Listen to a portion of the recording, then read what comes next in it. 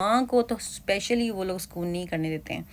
तो इन लोगों ने जूस लेने के बावजूद, सब कुछ लेने के बावजूद हमें फिर से अच्छा खासा उस मार्केट में तंग किया। कभी इधर अस्सलाम वालेकुम जी, कैसी हैं आप सब? उम्मीद करती हूँ कि आप सब ठीक होंगे, खैरियत से होंगे। अल्लाह ताला आप सबको अपने हिफ्ज़ व अमान में रखे।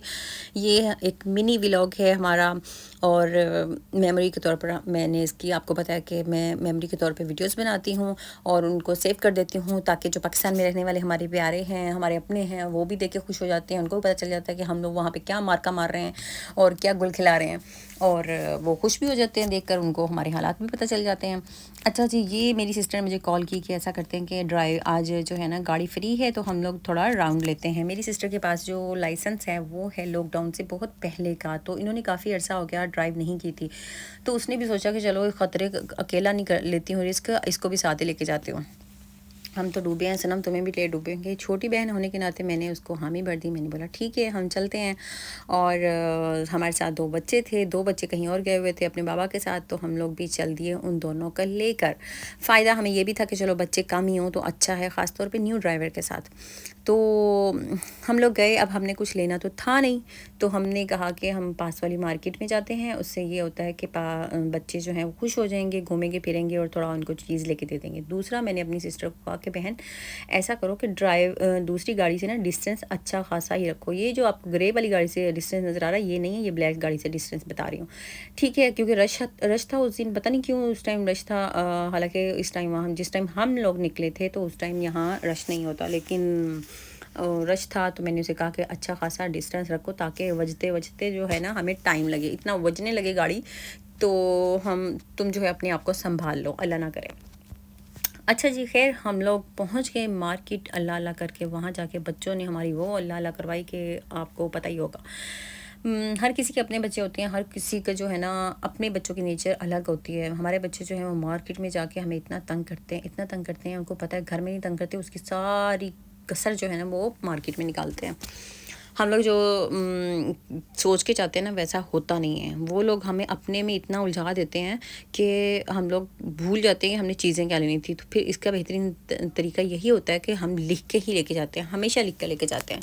और बाकी जो मदर्स होंगी ना वो भी ऐसे ही करती होंगी, क्योंकि बच्चे वहाँ पर जाके सांस ही नहीं लेने देते, बहुत तंग करते हैं, कभी कोई चीज़ उठाते हैं, कभी कोई चीज़ की डिमांड करते हैं। एनीवे हम लोग गए मार्केट, वहाँ से हमने इनका मुँह बंद करवाने के लिए हमने इनको लेके दिए पॉपकॉर्न और आइसक्रीम लेके दी। लेकिन फिर भी भाई उनका दिल नहीं भरा, उन्होंने कहा कि ऐसे कैसे, हम लोग इतनी आसानी से आपको नहीं छोड़ सकते हैं।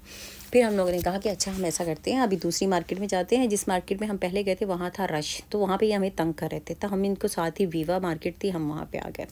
क्योंकि वीवा में भी रश होता है, लेकिन इस टाइम रश नहीं था वहाँ पर, तो हम लोग इनको वहाँ पर लेके आ गए।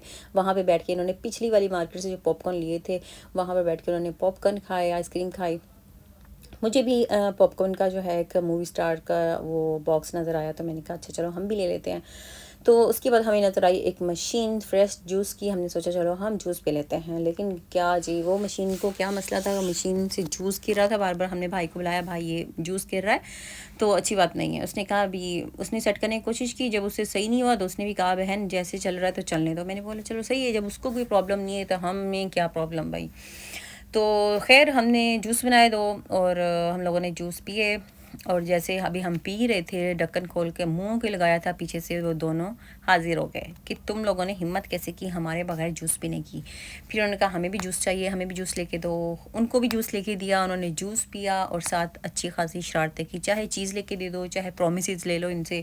लेकिन जो इनके अंदर का जो शैतान इनको तंग करता है ना, वो कभी भी वालदेन को, माँ को तो स्पेशली वो लोग सुकून नहीं करने देते हैं।